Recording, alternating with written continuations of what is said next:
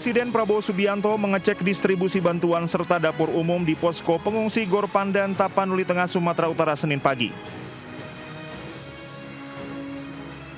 Presiden Prabowo juga mendengar langsung cerita beberapa pengungsi yang menyelamatkan diri dari banjir bandang dan longsor. Gedung serbaguna Gor Pandan telah menjadi posko pengungsi sejak hari pertama banjir bandang dan longsor yang menerjang sejumlah daerah di Tapanuli Tengah pada pekan lalu. Di area sekitar Gor Pandan, dapur umum dibangun untuk memasak ribuan porsi makanan untuk para pengungsi.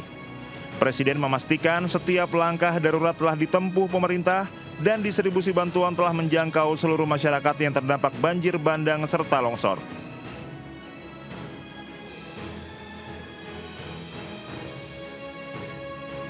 Presiden memerintahkan seluruh jajarannya untuk dengan cepat, tepat, dan menyeluruh menanggulangi dampak bencana dan mengurusi para pengungsi.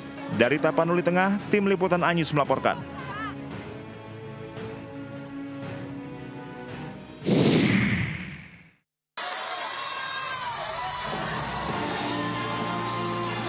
Usai meninjau lokasi banjir dan longsor di Tapanuli Tengah, Sumatera Utara, Medan, dan Aceh, Presiden Prabowo Subianto bertolak ke Padang Pariaman, Sumatera Barat untuk meninjau lokasi terdampak banjir dan longsor. Presiden tiba di lokasi pengungsian warga di Padang Pariaman dan menyapa para pengungsi sekitar pukul 3 sore. Presiden Prabowo langsung menyapa warga terdampak bencana di pengungsian Padang Pariaman.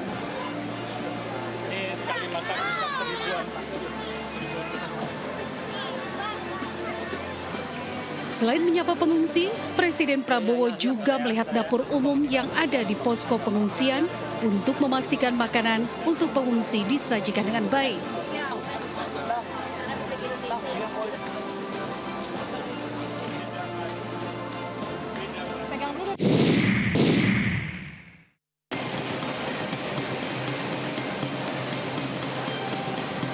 Pasca bencana banjir dan longsor yang melanda Provinsi Aceh, hingga saat ini sejumlah kecamatan masih terisolir dan terendam banjir.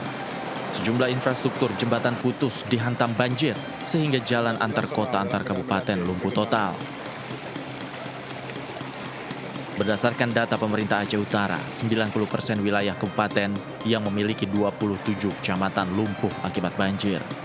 Banyak kerusakan terjadi, seperti kerusakan infrastruktur, permukiman penduduk, serta fasilitas umum. Selain itu, banjir juga menyebabkan jaringan listrik dan komunikasi di wilayah Aceh Utara masih padam. BPBD Aceh Utara menyebut korban terdampak banjir hingga 119.830 orang, sementara 107.305 orang mengungsi. Sedangkan korban meninggal dunia mencapai 78 orang dan 51 orang masih hilang.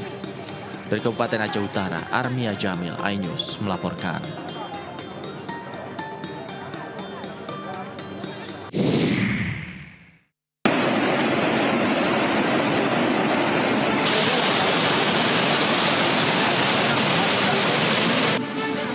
Jembatan Air Bubu, Kecamatan Dabuntlan.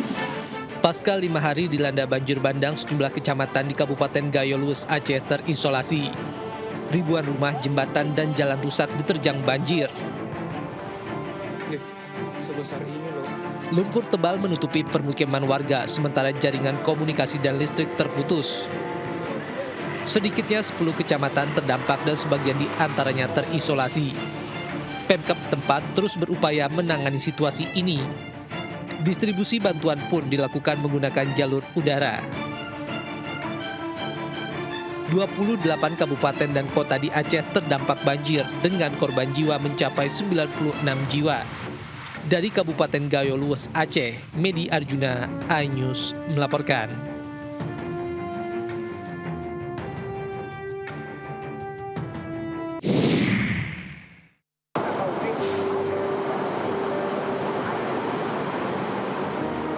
Inilah kondisi Kota Padang di Sumatera Barat usai bencana banjir bandang dan longsor menghantam kawasan ini.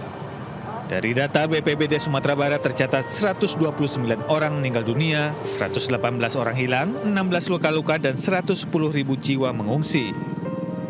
Sementara itu, warga setempat meminta bantuan pemerintah untuk membangun kembali rumahnya yang hancur. Ibu ingin itu rumahnya, tapi sekarang nggak bisa, kalau dibangun lagi nggak bisa dibangun lagi. Sekarang itu ingin habis pengungsian ini mau kemana pindah gitu lagi. Kalau bisa bantu Pak untuk bisa kembali ke rumah lagi. Orang mau Jumat sekitar jam berapa tuh? Jam 11 lah, 11 lebih. Rumah yang di atas tuh roboh, ambruk kan. Jadi makanya pas ambruk tuh saya udah mulai cemas. Jadi saya jemputlah mobil untuk angkat semua barang-barang yang ada di dalam ini kan. BPBD Sumatera Barat mencatat total kerugian sementara mencapai angka 950 miliar rupiah. Kerusakan terbesar terjadi pada kerusakan 6 jembatan dengan total kerugian 127 miliar rupiah.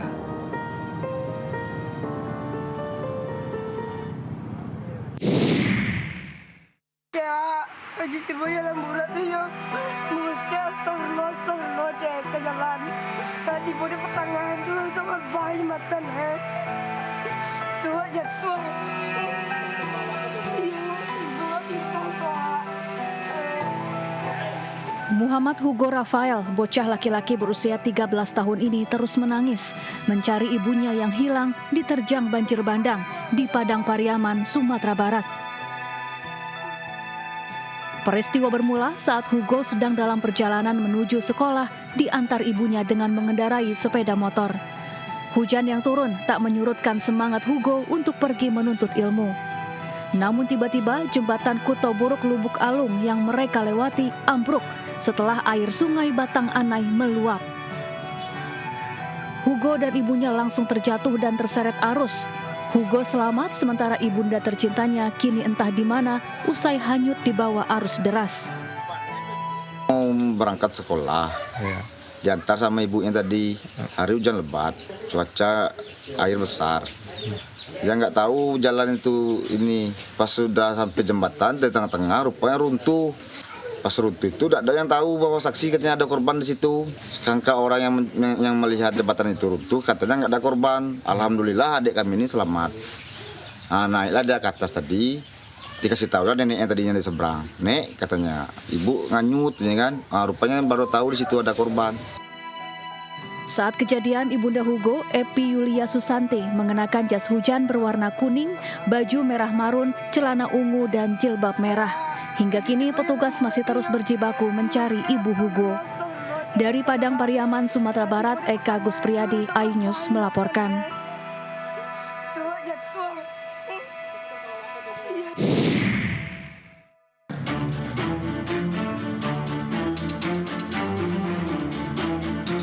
Usai pasca dilanda bencana, warga di Kota Sibolga, Sumatera Utara mengalami krisis air bersih.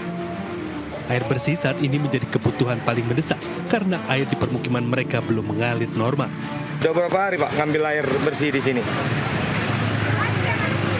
Seminggu lah. Seminggu ya? Iya. Apa harapannya Pak? Kalau bisa air apa?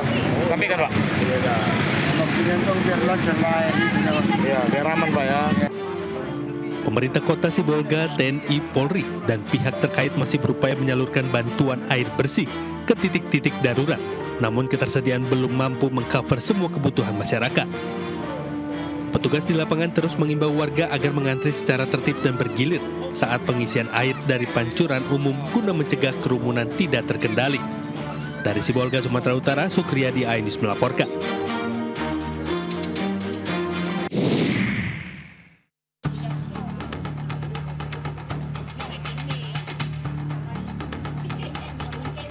Sejumlah korban banjir di Desa Meuna Sabie, Kecamatan Meurah 2, PD Jaya terpaksa menggunakan genangan air banjir untuk mencuci pakaian mereka. Para korban ini sudah 5 hari tidak mandi dan hanya memakai pakaian kotor bekas banjir. Para korban tidak memiliki pakaian bersih karena rumah mereka tertimbun bekas material lumpur. Mereka pun mengeluh belum mendapatkan bantuan dari pemerintah berupa air bersih dan pakaian. Rumah semuanya tenggelam. Tanah semuanya tengok tuh tanah. Jadi nggak bisa kita masuk lagi. Semuanya nggak bisa kita ambil lagi. Oke, untuk air bersih bagaimana nih air bersih, Bu? Nggak ada. Jadi Sumur semuanya udah kotor. Cuci pakaian nggak ada di air kotor ini dulu nih ya.